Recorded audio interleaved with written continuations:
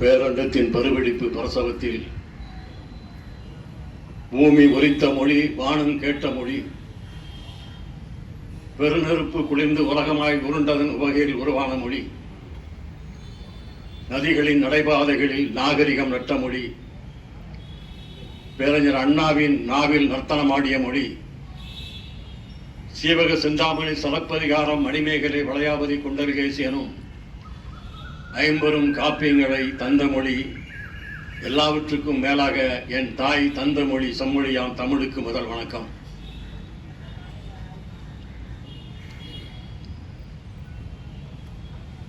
உங்கள் திருமுகத்தை பார்ப்பதற்காகத்தான் வந்தேன்.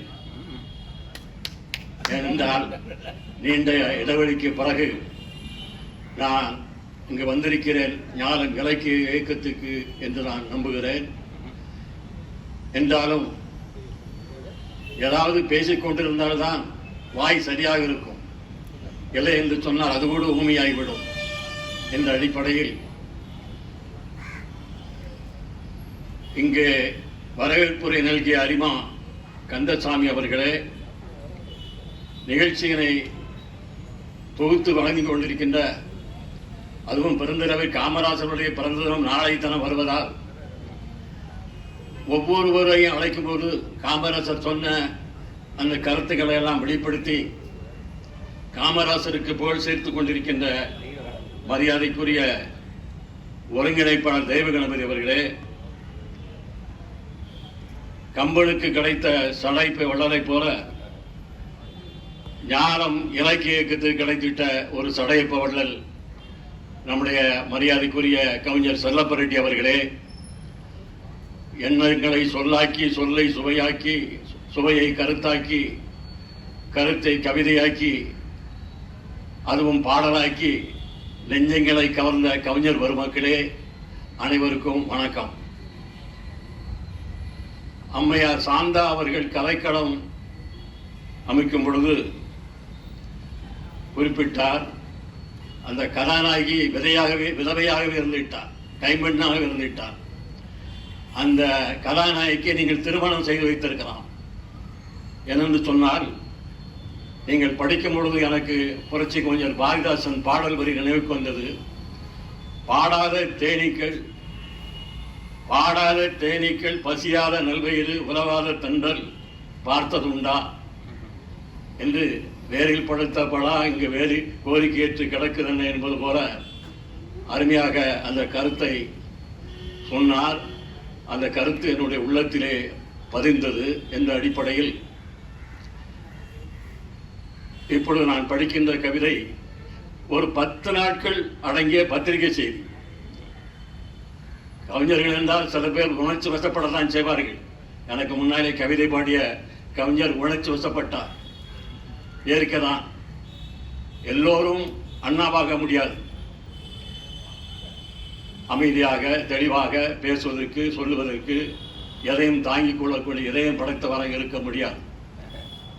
அதே போல நான்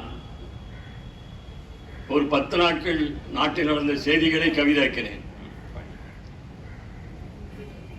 அதற்கு தலைப்பு வேதனையின் வெளிப்பாடு.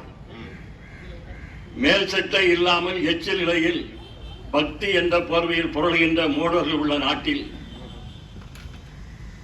காவியுடை அணியாத சாமியாராம் மனைவியோடு அருட்செய்தி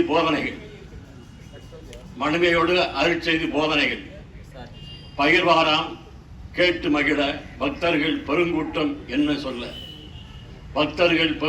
என்ன சொல்ல சாமியார் நின்ற இடத்தில் மண்ணை எடுத்து பூசி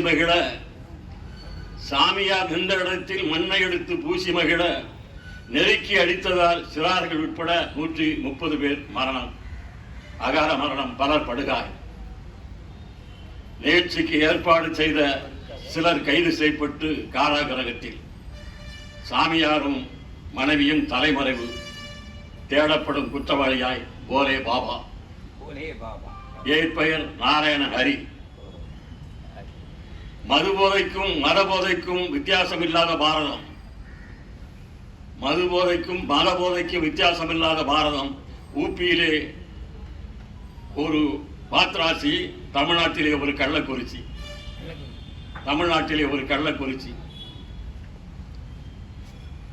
அடுத்து நான் காமராசரை நினைவு கூறுகிறேன். மறைந்த தலைவராய் நெஞ்சில் நிறைந்த தலைவா, பூமி பந்தின் கருவூலமே, எந்த சடங்காச்சாரம் இல்லாமல் எரித்து சாம்பரை பூமி பந்திலே வயல்வெளிகளிலே தூய்விடுங்கள், மந்திரங்கள் ஓத வேண்டாம், யாகங்கள் எதுவும் வேண்டாம் என்ற ஜவஹர்லால் நேருதனை தலைவராக ஏற்றுக்கொண்ட காமராசரே, அவர் வழியில் நின்ற நீவீர், நேரு வழியில் நின்ற நீவீர். கோவிலுக்கு சென்றதில்லை, நெற்றிதனில் குங்குமம் திருநூறு பூசி நான் பார்த்ததில்லை. நெற்றியில் திருநூறு குங்குமம் பூசி நான் பார்த்ததில்லை. ஏழையின் சிரிப்பை பார்த்து இறைவனை அங்கு கண்டீர். உன் கொள்கை வழியில் பாரதம் என்றுதான் நடைபோடுமோ? உன் கொள்கை வழியில் பாரதம் என்றுதான் நடைபோடுமோ? மனித உயிர் மலிவாய் போனது நீவிர் பிறந்த நாட்டில். மனித உயிர் மலிவாய் போனது நீவிர் பிறந்த நாட்டில். வெட்கமில்லை, எங்களில் யாருக்கும் வெட்கமில்லை, எல்லா சாமிகளும் ஆசாமிகள் தான் என்ற உணர்வே இன்னும் வரவே இல்லை. எல்லா சாமிகளும் ஆசாமிகள் தான் என்ற உணர்வு இன்னும் வரவே இல்லை. நன்றி, வணக்கம்.